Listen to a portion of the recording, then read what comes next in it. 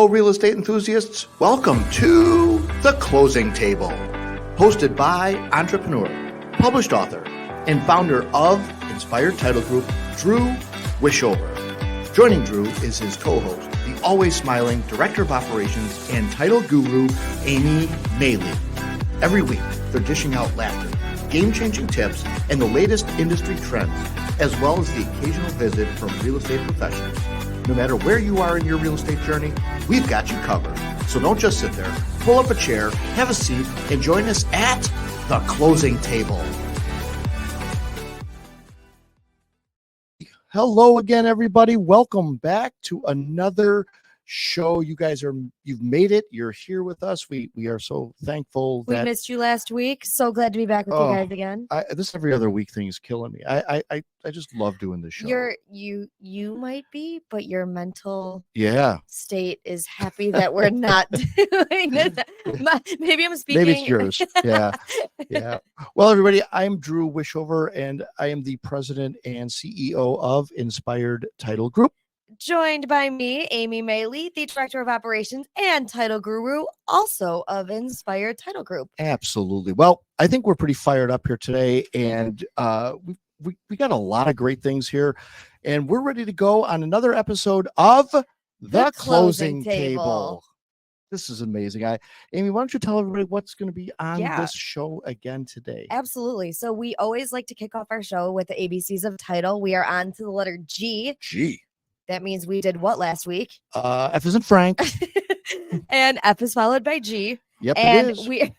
We're also going to talk a little bit about what is going on with the commissions in real estate, because I know it's a little bit of a, touchy topic for some people, but we're just going to spend some time giving our thoughts and information on it. Cause like we tell you, we report the news. We are not here to, pick a side. We're news people. We're Switzerland. We're always Switzerland. Yep. We also have another fantastic guest that we are going to talk a little bit about. It is Mental Health Awareness Month. Yes, it is. So our guest is going to tie a little bit into that. And then we are going to do our wrap up with what is happening at Inspired Title with our gift back. Oh my gosh, that is so exciting. So whether you guys are a seasoned veteran or if this is just something that is brand new and you're just a homeowner looking to kind of update your knowledge and get a little bit more insight as to what's going on in the real estate space, this right here is all designed for you guys. So Aimee, are you ready? I'm ready. Are you ready? I am ready. So guys, grab your coffee and pull up a chair, because we're about to open up our discussion here at The Closing Table. I am ready, and G is a hard word, isn't it? Like it's such. Well, it's a letter. It is a letter that really creates hard words when it comes to, finding something that pertains to title. So what are we going to do? We are going to do a G word. Okay, good idea. It's two G words that you can't have one without the other. Do you have any guesses? That. Oh, and that too is a G word. Nice job. Well played. It's not giraffes. Giraffes and gorillas go together because they're both animals, but it's not that. Okay. Gestapo. No, but that's an interesting letter. Okay. I don't. What are we going to talk about? We're going to talk about grantors and grantees.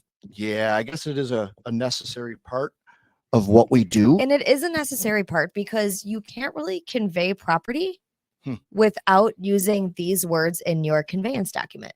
Yeah, that's so very true. So it is, I do feel like these get misconstrued a little bit, and people often wonder about which is the grantor and which is the grantee. Mm-hmm. So first, we're just going to give you a little quick snippet. Sure. That a grantor is the one transferring ownership or assets of a real property to somebody else. And the grantee is the person or organization that is receiving those. That's true. And it was funny when we were talking about this. Drew was like, grantor, sell lore. Right.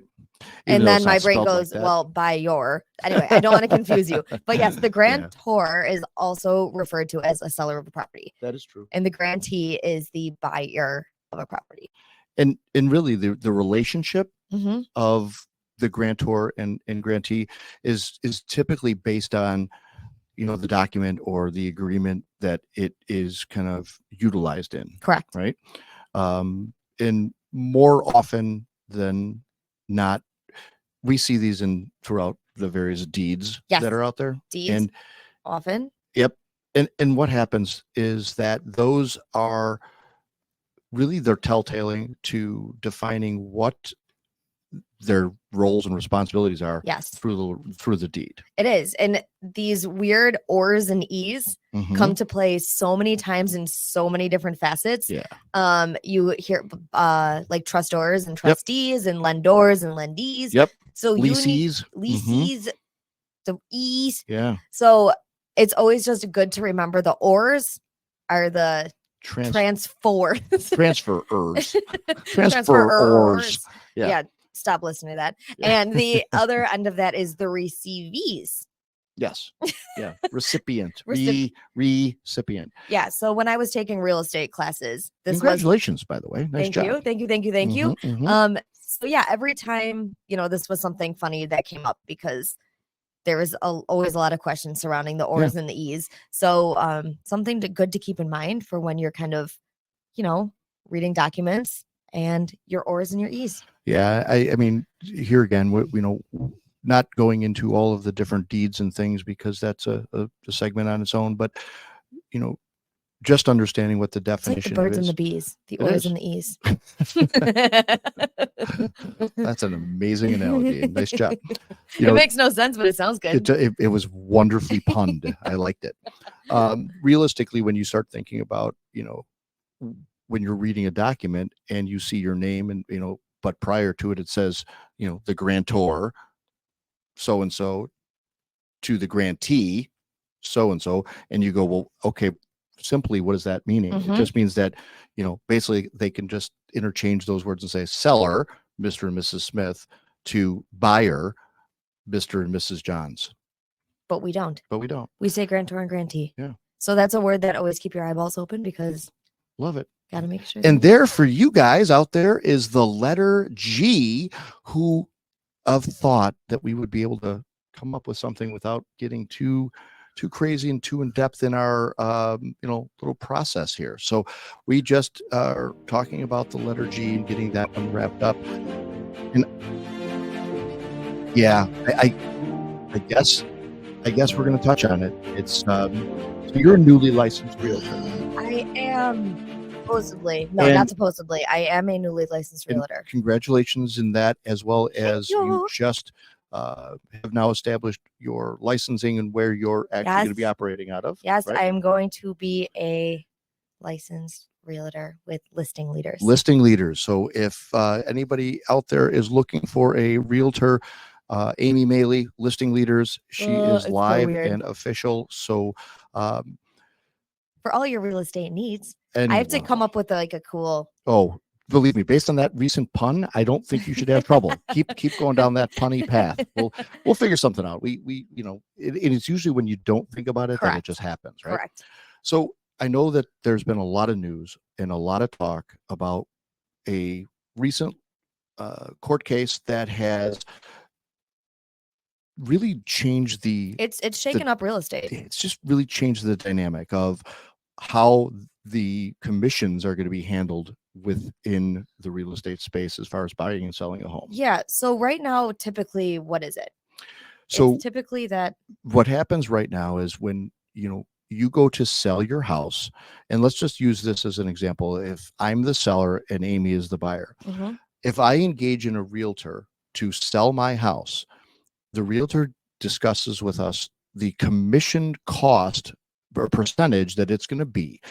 And then up until recently, with this before the lawsuit, part of that commission was shared with the buyer's realtor. Correct. So the buyer's realtor was paid from the seller's broker's commission. The seller was responsible for both agents getting paid. So if the commission was 6%, they would divide it 3-3, 2.5. Yeah, like all whatever. There was that was negotiable. That was kind of up in the air. Now fast forward to they felt that this was unequitable and unfair. This has been the practice for numbers of years, right? So now the big question is, what's going to happen going forward? How do is we this going to adapt? impact the buyers and sellers going forward? For sure.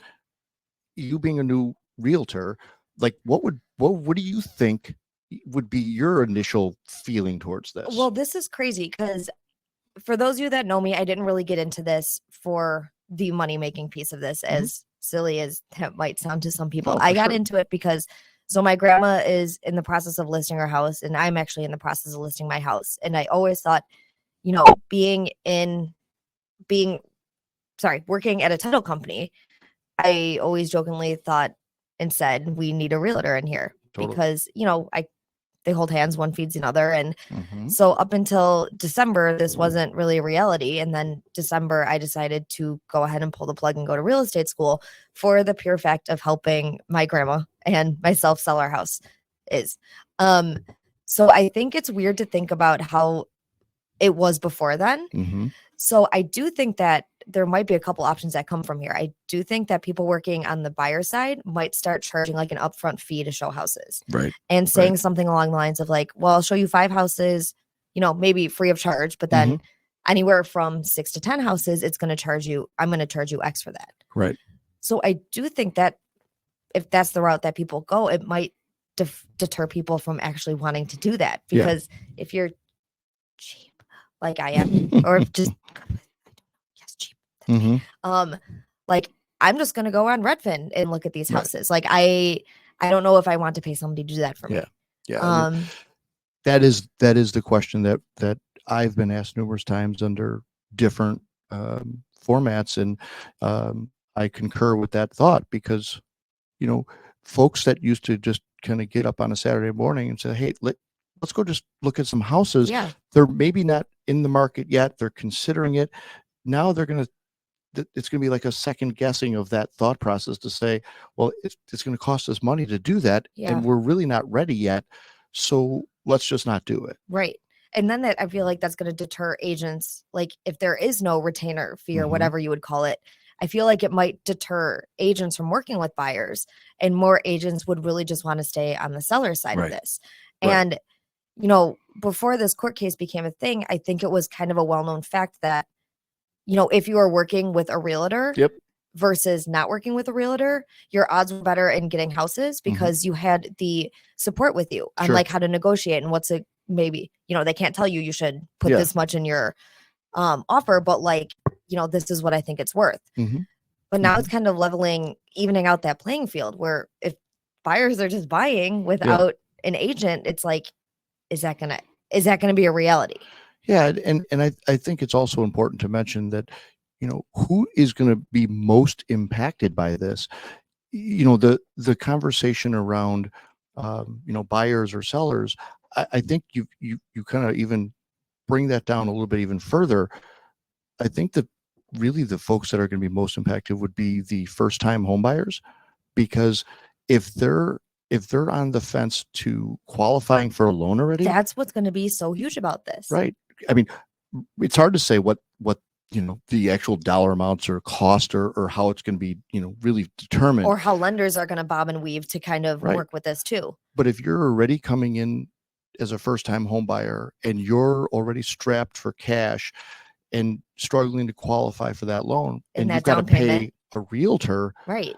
Okay, well, that might just totally crush the whole deal. So we've already got a market that is kind of under duress, murky, and now you add this dynamic, which is unknown, and we know how people love that unknown. What do people do in the unknown? Nothing, right? They freeze until they see where it something kind of settles. Yeah, exactly. So I really wonder how that's going to play out for the first time home buyers too. And I think what are they saying? July, August is when this is actually going to like come into play. Yeah. Some realtors are kind of implementing it now and trying to test the water, if you will. Right. But I think being realistic, it's going to take a year to really see and evolve into what is really going to happen. Yeah. And is it going to be like that flat fee? Like you have to pay me if you buy a house? Like there's so many ways this could go. Do you know the answer to this question? Probably not. So thank you for putting me on the spot. Do you know why, like what prompted this or why they did this. Well, there was a lawsuit, right? Mm-hmm. That the commissions were getting a little not inflate, like fees were getting a little bit. It was unfair, but yeah, like, funneling down to know what was the unfair that they were seeing. No. So the reasoning behind it is that I need to do more research. Sorry. No, you were studying for your exam. The reality was this was something that they were saying the buyers' realtors were not showing the buyers the properties that they really wanted to see, because the commissions that they were going to get paid were, maybe it was 1% or 1.5%. Okay, I'm going to show you that house over there. That's 2. So they, maybe they weren't showing the houses based on a commission percentage. Yeah, like it wasn't the best interest of the client necessarily. It was based on a number of what they can earn. This is so hard. Like this, and that's not everybody. Again, remember, we're that independent voice, and it's just like that. That's a reason that was brought up. And to your point, like, you're now a new realtor. This is what you hear is going on. This is the business practice, and you're kind of going, our model is that we are out to help the clients and the consumer, but I'm going to line my pocket because I'm going to go see the house that is offering me a 2.5% commission versus the house that's offering me 1.5%, even though they probably will like that one. I feel like I wouldn't be able to go to sleep at night. Right. I just feel like, it's a hard time right now. I mean, it's a cutthroat market as it is, right? For sure. Like just real estate in general. And if you just lead with putting your clients' needs first, yep, how could you go wrong? Like, I feel like that's going to be the only way, as I'm navigating what real estate is, to keep my conscience clear and to always put my best interests of my clients first. And rightfully so, because that's where the success comes. And this is now the way for these different agencies and governing bodies to kind of intervene to say, all right, so we're going to take all this guesswork out of it for you. We're going to go ahead and control it and say, guess what? Going forward, this is now what we're going to do. And again, it's so hard to say, because the folks who were doing it with that same model that you just laid, are getting penalized for what the others are doing, because it's just out there. So I just thought that was interesting, because steering is obviously a strong word that they don't love to hear in that marketplace, and steering means so many things. Well, it's illegal. Yeah, well, but that's one example of what steering is showing people the houses because it benefits you, not necessarily the client. Don't go into dealing with customers if you can't put them first. Right. Amen. Good answer. Good answer. And I think I do for sure think we'll touch on this again once July, August rolls around, and we're kind of seeing what that looks like. But about that for now. And I think we're going to move into the next portion of our show, the inspired people portion of our show. Love it. This is really, I think, as we continue to evolve in this podcast, I think it's really exciting to see and meet the different folks that we've been meeting. And today we have a guest on that I think is going to be really great. And I think there's going to be a stronger need as time goes on. I mean, we really haven't talked about the mental health space. Yes. This is something that certainly I love. I'm very interested in it. Obviously, Courtney's involved in it. Yep. So to have somebody on the podcast that can really lean into this and share kind of some insights and theories and thoughts and maybe different techniques on, how to handle certain situations, how to cope. I think that's great. Yeah, because, as we all know, I've been building a house for the last handful of months that I am now just moving into. Right on. So the process of what it does to your brain on trying to buy a house, sell a house, and do everything, like, it's mentally taxing. Sure. And it's something that you do a handful of times in your life, if that maybe. So it's how do you get through it? How do you practice? Right. How do you cope, right? Yeah, so we have a special guest today that is an EFT tapping coach. And for those of you that don't know a lot about that, neither do I. So we are going to bring on Sonia Pietruszka to kind of give us an insight into the mental health space. Awesome. Welcome, Sonia. Welcome. Yay. Hi, Thanks for being here having today. me. So, how did you meet Sonia? What is this? So we actually met through a networking group, Okay. the Women Okay. of Strategic Introduction League. Nice. And Sonia just had such a bright personality, and she's got a contagious aura around her. Love it. So I think that bringing her in to kind of talk about what EFT tapping is, because it was something I didn't know anything about until I met her. So why don't you kind of just give us an insight into what you do and how you got here? Sure. Thank you again. So EFT, it stands for Emotional Freedom Techniques. It's also called tapping because you physically use your fingertips to tap on different acupressure points on your head and upper torso.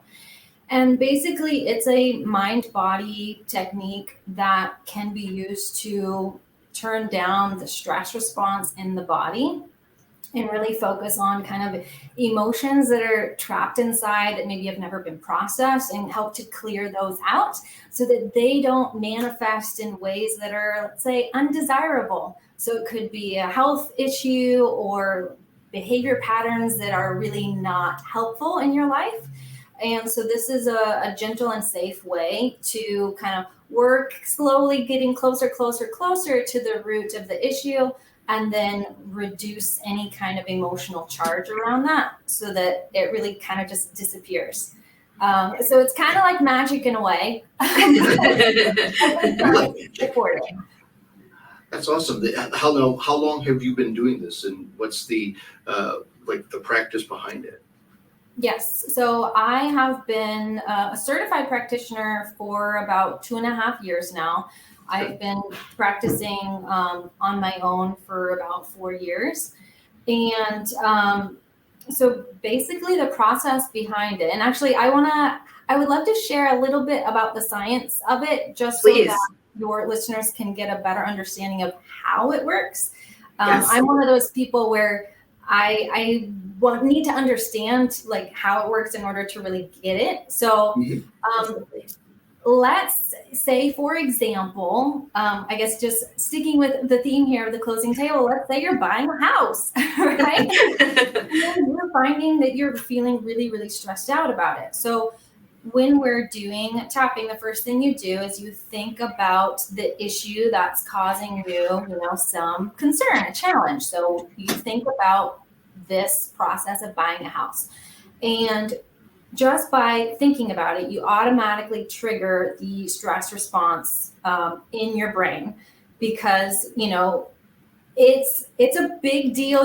Maybe you've never done it before, so there's a fear, a lot of emotions in there. So we try to activate this stress response in the brain so that we get this alert signal. So that's message number one, right? So the body is receiving these messages. Okay, we're buying a house, be on alert, right? And then as we start to tap on the different acupressure points, this sends a second message, a contrasting message to the brain, and calms the nervous system. So it's sending a message of safety and calm to the brain.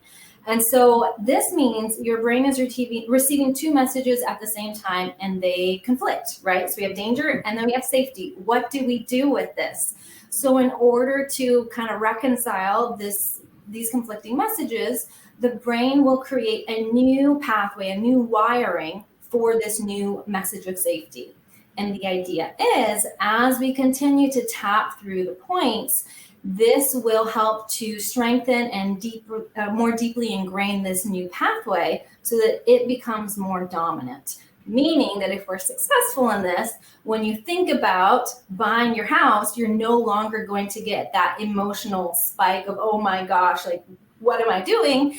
It will be natural, or at least drastically reduced, so that you're able to just continue on with the process of whatever you need to do and not kind of get thrown off course like you might otherwise. That's interesting. That is amazing. And is there have there been studies out on this to determining the success rates in measuring kind of the outcomes of these processes? Yeah, there are definitely a number of studies that are out there. I don't know the exact number at this point. I know at least 2 years ago, it was over 120 peer review scientific articles. But one of the most famous articles or studies that was done was on using EFT tapping for the reduction of cortisol. So using it for just stress in general. Sure. Yeah. And excuse me. So in these studies, it was found that in 1 hour of tapping in a group setting, cortisol levels reduced by up to 43%.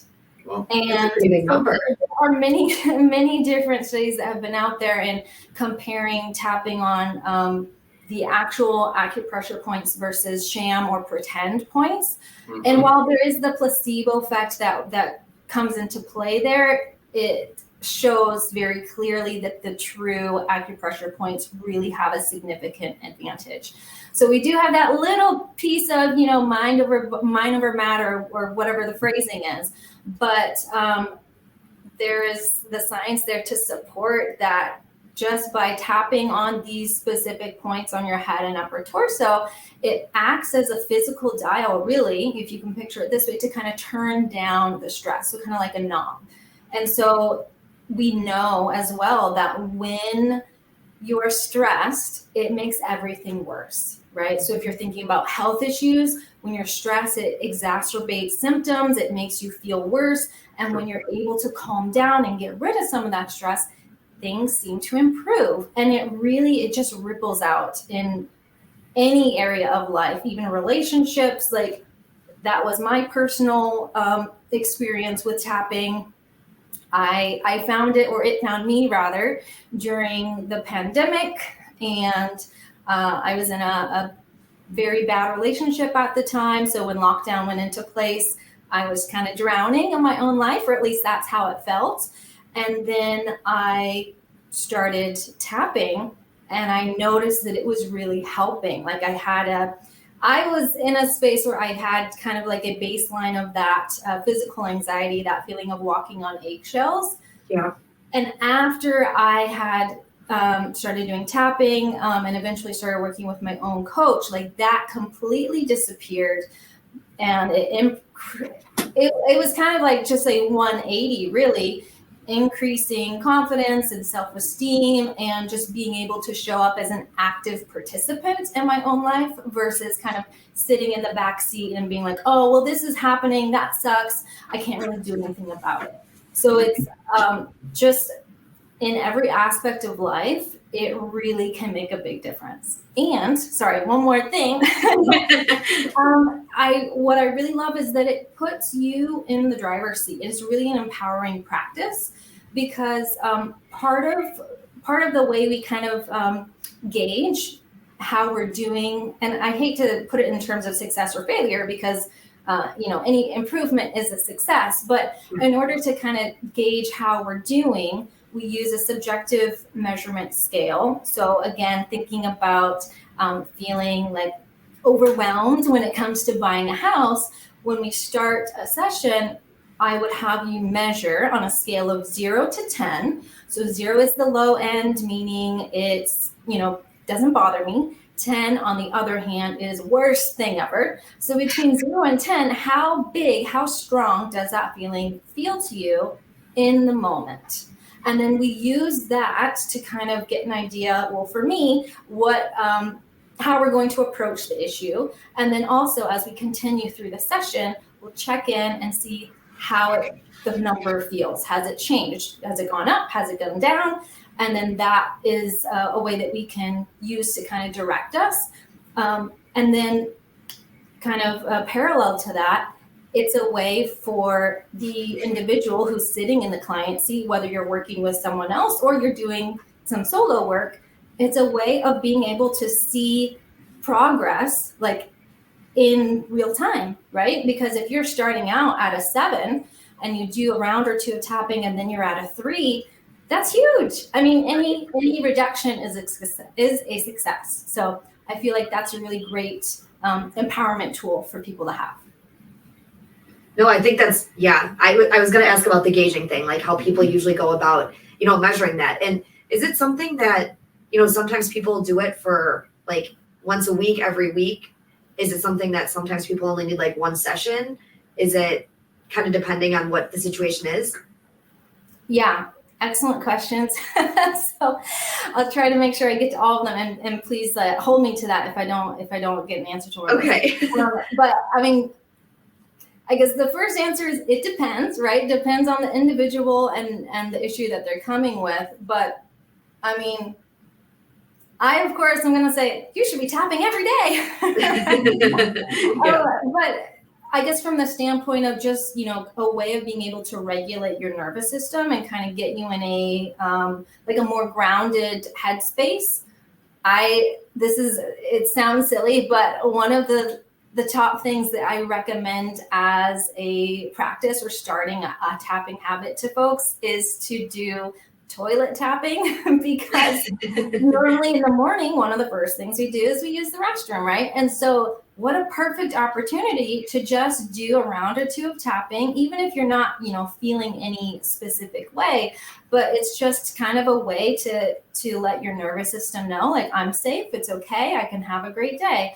And then, if something comes up later on that stresses you out or whatever it may be, you can use tapping in the moment, kind of as like an emotional first aid tool in a sense.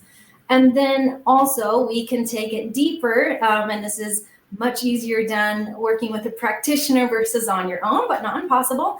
But we can use it more as a deeper healing tool for kind of like bigger things that you may have been carrying around for a lot longer.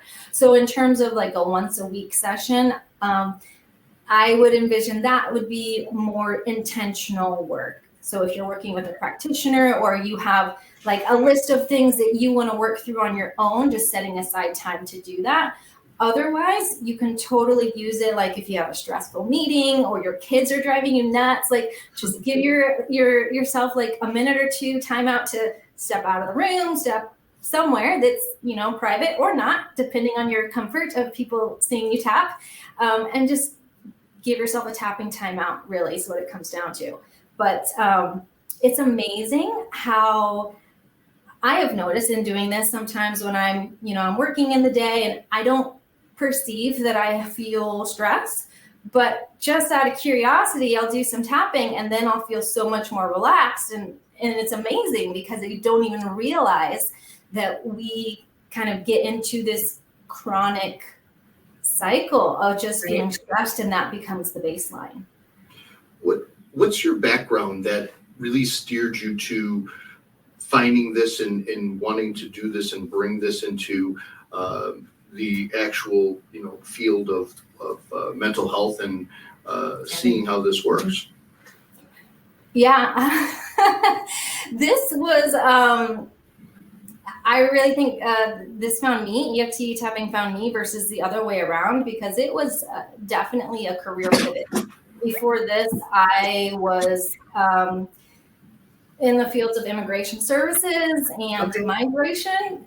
I dabbled kind of in personal fitness and health before this, but it came out of a personal need, a necessity, right? Because I needed something to help me feel better. I was in a position where I felt desperate, and traditional talk therapy or Western talk therapy wasn't accessible to me because I was not in a place where I was able to really get the words out, right? And that's what, in talk therapy, you have to speak.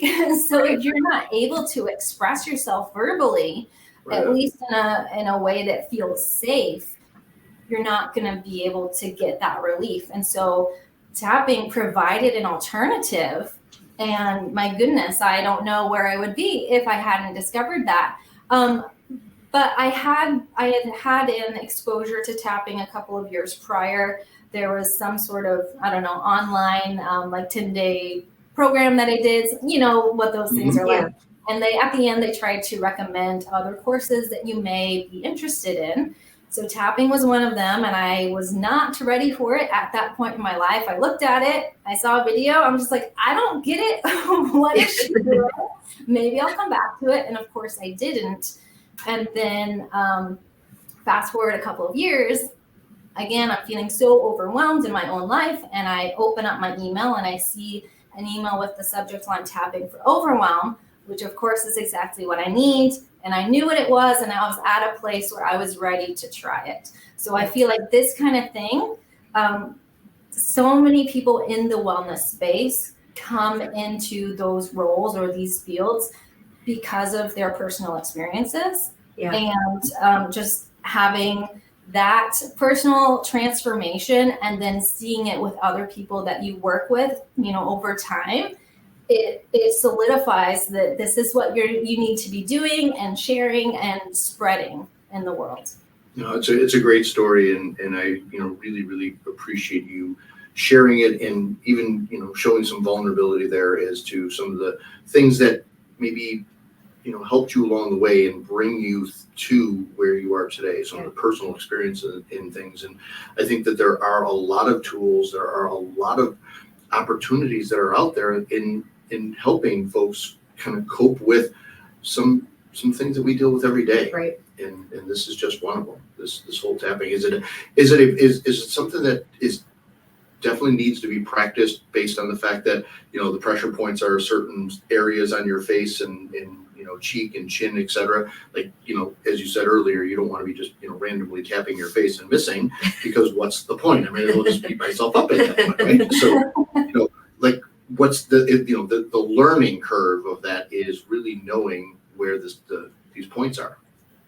Yeah, and I actually really appreciate you voicing that, Drew, because I mean, truthfully, this is super simple and incredibly fast to learn. There's 9 basic tapping points. Of course, there are many more acupressure points that can be thrown in there, but in terms of EFT and like the modality that is taught for those who are getting certification in it, any certified practitioner will be familiar with the basic 9 points. And you just have to remember those. And if you're working with a coach, then of course, by the end of the first session, likely you're not going to need a reference guide in order to remember those points. What I find is the biggest aspect in terms of a learning curve is confidence. Sure. Confidence in quote unquote doing it right. And let me say, it's really hard to mess up. Like these giving, and there's not like a magic bullet in terms of what kind of words you need to be saying. And the truth is, when you're just starting out, you don't need to add words to it. You can just tap silently or think something in your mind. It's never wrong, to be honest. So definitely in my experience, it's individuals feeling confident that they can do it and be successful on their own. And I think that that's a big piece of why folks like to work with a coach or a practitioner, because they have that guidance and that support so that they feel like, okay, I'm feeling more comfortable doing this with you. And now that I've had this experience, I feel better about trying it on my own. So it's really, to me, confidence is like the biggest thing. So it's a really great tool to help to build confidence for folks. Yeah, for sure. This is great. I think this is great stuff. I think it's something that's easy. I think it's something that's relevant. I think it's something that, like you said, people can do without, they can do behind their closed doors. It's not like they have to, broadcast it or show it. But the benefit that is that it promotes is huge. Yeah, it really is. It really is. Yeah. Do you think we should get to our wrap-up questions for Sonia? Yeah. Get on with their day? Yeah, I think we should. Okay, so 2024, what are your goals that you have moving through 2024? It could be business, it could be personal. Just what are you trying to accomplish this year?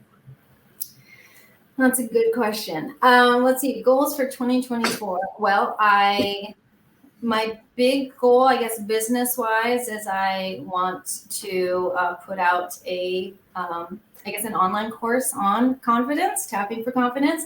So stay tuned for that. I anticipate that being later on in the year, but keep us posted about that for sure. And I guess in general, just do my best to enjoy each moment and be present. I think that's a tall order, unfortunately, in today's world. So that's the goal for 2024. I love Good it. for you. Good luck with those. That's love to hear people setting goals and getting after them, and having the tenacity to do it is a really big, a really big show for how to do that. So good luck to you. I think you've got it all inside of you to do that and achieve it, and really, really enjoy what this is. You're passionate about it, so I think the success rate becomes higher. Yeah. Success to me is meaning one specific thing, a couple things, but I generally like to find out from our guests, how do they define success? We're in a world here where people are influenced by a lot of different things, and trying to cut through that and say, I'm looking to find your success. How do you define it? Not how you think we want you to define it. How do you define success? Yeah, that's a really great question. And I feel like, to me, there are a lot of components that come into it, kind of as you referenced. But honestly, like, I guess over the years, being, going through life and having these experiences and being able to reflect and see the growth that has happened, I feel like what really measures success is the feeling, right? So we can have a goal like, I want to, I don't know, whatever it may be, I want to buy a house, right? Mm-hmm. So like, you can accomplish a goal, but if you don't feel fulfilled, I think it's the fulfillment, right? So it's not necessarily about checking off the boxes and like, making sure you cross all the T's and dot the I's. Like, yes, that's one part of it. You have to get that to get to a certain point, but it's really about the internal component of how you feel about it. Because if you do it and you don't feel fulfilled, or you don't even allow yourself to kind of celebrate what you've been through and where you've come from before you're moving on to the next thing, I don't know, to me, it gives me pause. Like, well, why did you do it in the first place if you're not going to allow yourself to celebrate it? So it's being able to celebrate yourself and feel that fulfillment, because that's the true measure of whether what we're doing is even worth it, right? If we're feeling good about it. Love the answer. Great job. And we wish you nothing but success. We are so proud and thankful that you took some time to share about you and a very integral part of what is kind of going on in just an area here of the mental health space. I think that this is something that is going to become more widely used. I hope it's something that people embrace and see benefits from, because I my daughter, being a therapist as well, has seen and done this as well, and this is very proactive. Yeah. And in your story, and your vulnerability, and your knowledge around it, and your excitement when you speak about it, I think you're on the right path to doing some great things. So look forward to following this and seeing you in the big lights, in the big show, if you will. Thank you so much. I appreciate it. No, it's always great having guests here. It was great. It was awesome. It's just wonderful having great people that are not shy to tell their story. Yeah. Share some vulnerability. And you said you met her in the Women of Sil. Yeah, that networking group I'm in. Nice. That was Sonia Pietruszka, the EFT Tapping coach.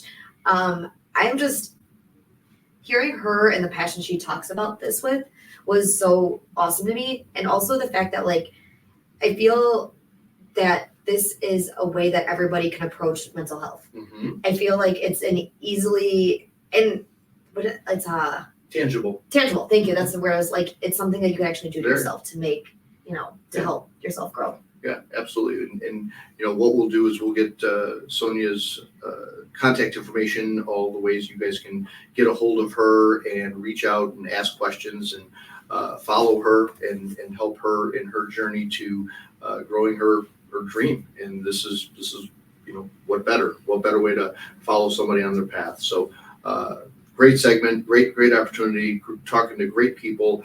I really enjoy this part. I do too. And on to the next. Yeah, this is good. I love listening to great people speak and good conversations. And man, she she just kind of touched on so much. And, we're obviously in this mental health awareness month, and we're talking all about that. And we're even aligning ourselves with it as far as what we're doing in our space. So I want to give you guys a little bit of, quick insight to that before we get you guys on your way to your day. The team here at Inspired has really just made a point and a dedicated mission to, giving back and doing the different things where we can, get out there in the community. And I think this mental health awareness is obviously very, very close to all of us. It is. And I think, the cool thing is now people are feeling okay with talking about mental health. Because I think it's something that I wish I had more of in my childhood, not to be completely selfish, but so we are teaming up with an organization called Hope for the Day. Love it. And what they do is they are very into, I don't want to speak on behalf of them because they will be coming on one of these shows in the future, but it's to help people that are struggling with, maybe some mental health issues, specifically suicide. Yeah. So we do have something exciting coming up that we're going to do with them, but I don't want to give you too much information on it right now. But right now, they were nice enough to give us, you can't see them because of the glare. Or they're listening on the radio and there's their car. there's something fluttering at you. But kind of they have the tagline, "It's okay to not be okay." I love that. So Hope for the Day gave us some great material to keep here at the office in case, people are in the office and just happen to be having a tough day and they need somebody to talk to. But I do think mental health is so important that if you are struggling, if you are going through something hard, jokingly aside, buying a house is really detrimental to some, but my mental space to put me in a very strange spot for a handful of months. For sure. So it's nice just to know that there's an organization out there. There's a number you could call just to talk to somebody when you're feeling a little bit unsure about, your brain and where it's going at a specific time. Yeah. I mean, this is those moments in our lives where we stop and we're able to just kind of, recenter ourselves around things that are important and things that are impactful, that are making, a difference. And an organization like this is absolutely one of those opportunities where, we all might know somebody or known of somebody who is struggling in that space. This just gives us, an opportunity to more openly talk about it and become transparent. So, it's not, again, we've said it 100 times. It's so much bigger than us. It's not always about business and, closings and deals. It's about community and people. It isn't. And now that we have somebody, Courtney has been kind of full blown, like throwing herself into aligning with organizations that, we as a team feel passionately and strongly about. So I'm so blessed and thankful that she's kind of taken that charge and put us in touch with some great organizations that we've been able to, connect with, specifically, Pillars, the Bridge Teen Center, Heroes Helping Heroes, Hope for the Day. All these great organizations are going to, be featured as for sure part of our golf outing. Woo! Yeah, so we are officially doing the 5th annual golf outing to celebrate the life of Tim Garvin Jr., my cousin-in-law, cousin. We put on this celebration of his life in memorial of him. And we always have a lot of family members come out. We have some fantastic clients come out. We have so many organizations that want to be a part of this. And we also want you to be a part of this. So you can find us on, it's not, what is it? I'm going to say Scramble Hunter. Thank you. It is Scramble Hunter. If you want to sign up, also just feel free to reach out to us over here. What's the date of it? July 27th. July 27th. Saturday at Glenwoody. Come party with us. Get to know the team. Get to meet the faces behind the podcast if you're people that listen instead of watch. Lots of, we got raffles and silent auctions and lots of opportunities to win some good things and be part of something that is giving back to the 3 charities that Pillars, the Bridge Teen Center, and Heroes Helping Heroes. And the super exciting thing is our next show in 2 weeks. We are going to be joined by a special guest from the Bridge Teen Center. Can't wait. And I cannot. You don't want to miss this one. She is blows us away. Yes. She's dynamic. And, like every show that we do, like every every time we get into this podcast and start to do our wrap ups and our startups and our excitement, and it's like there's just not enough time in these things to really emphasize the excitement that is in us, that is burning inside. Share this, allow you the a little insight as to what we're doing. And again, another great show. Of course, we got to do the ABCs of title, where we talked about grantors and grantees. Yes, we did. Fantastic. We got a little bit into the discussion of commissions. Big good discussion, yeah. Which I'm sure you're going to hear more of. We were joined with Sonia with her EFT, her tapping, which is so enlightening. Reach out to her if you. It's a fantastic. Yeah. She's great. Yeah. And then a little bit about our give back, hope for the day, and just our golf outing and what's to come with the future of Inspired Title Group. You guys, you're not going to want to miss the next episode going forward as we start. Or any episodes as we continue on. This is just getting stronger. We're getting more traction. We're definitely seeing that the outreach is starting to kind of circle back. And if you guys want to be a part of this, reach out to us. If you want to be on the show, let us know. You can find us on the web. You can find us on all the social channels. We're around. We'd love to hear from you. But important too is share this. Get people engaged in this, in what we're doing, because we're doing it for you. Yeah, our mission is about people and getting it out there for the people. So I hope you guys enjoyed today's show as much as we enjoyed doing it. And we'd like to see you guys in a couple weeks. Until next time, my name is Dru Wischhover. My name is Aimee Maley. Yes, you are. We are both part of the great Inspired Title Group located here in Palos Heights, Illinois. Love to hear from you guys. Thank you guys for tuning in. Until next time, say goodbye, Aimee. Goodbye, Aimee. That Aimee, guest. Take care, everybody. Bye. Thanks for joining us.